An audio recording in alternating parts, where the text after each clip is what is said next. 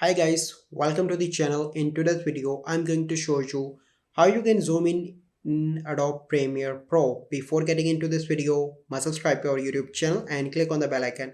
So let's begin. So the first step you simply need to do open Premiere Pro. So you can see that I selected a video and I want to zoom in. So the first step you simply need to do is to click on this icon and then you need to go into the effect controls, select your video and here you need to come to the motion and you simply need to turn on both these. So now you can see that keyframes are there. As you can see that this is a keyframe and then you need to scroll it. Okay, and let me zoom in. So here you can see that.